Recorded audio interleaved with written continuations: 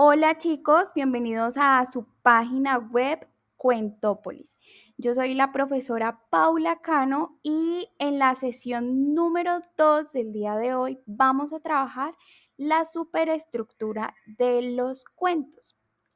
¿Qué es la superestructura de los cuentos? Bueno, como lo podemos observar en la pantalla, la superestructura de un cuento es la organización lógica interna del contenido de un texto narrativo. ¿Habían escuchado alguna vez hablar de la superestructura de un cuento?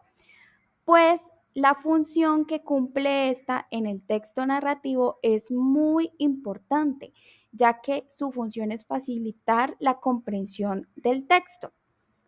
Mm, la superestructura guía la narrativa, facilita la comprensión, aumenta el impacto emocional del lector con la lectura y establece un propósito dentro del cuento. Entonces, algunos factores que debemos tener en cuenta en la superestructura son tres factores: la introducción, o el planteamiento, el desarrollo o el nudo y el desenlace, que es el final. ¿Ok? Entonces, empezando por la introducción, podemos decir que es el inicio del cuento, donde se presentan los personajes, se presentan los lugares en los que se van a trabajar, un tiempo y un espacio determinado. Aquí podemos observar un ejemplo del cuento que vamos a trabajar en esta sesión del día de hoy, que es el de los tres cerditos, un cuento muy conocido por todos, y empezamos por la introducción. Entonces, había una vez tres chanchitos que se fueron a vivir solos al bosque, luego de que su madre les planteara que ya eran demasiado grandes para seguir viviendo en casa de sus padres y que había llegado la hora de conocer el mundo. ¿Cómo podemos identificar que esta es la introducción de un cuento?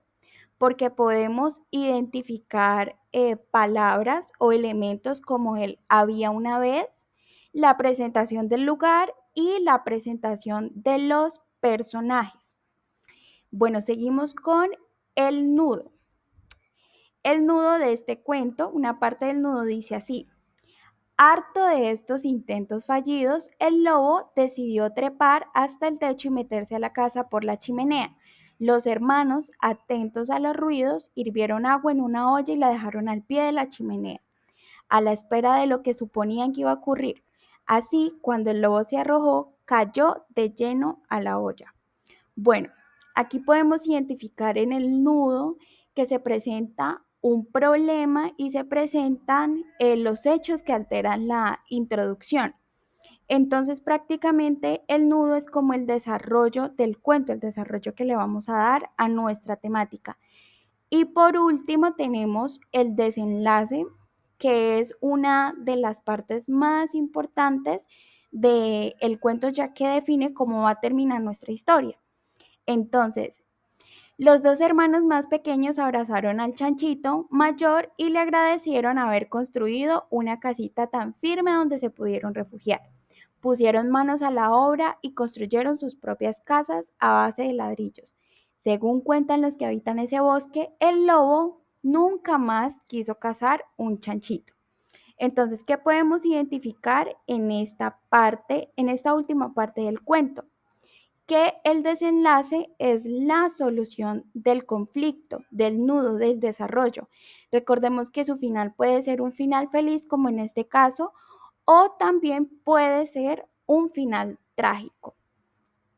También les quiero presentar que existen muchas clases de cuentos.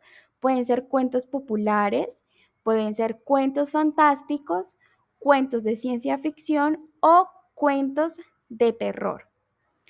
Ahora te toca a ti. Para desarrollar la segunda sesión, tienes que elegir el tipo de cuento que vas a trabajar. Tienes que elegir unos personajes, un lugar y por último tienes que construir la introducción de lo que va a ser nuestro cuento como producto final. Entonces eso sería todo por la sesión de hoy. Espero que les haya gustado y cualquier duda estoy pendiente para ustedes. Muchas gracias.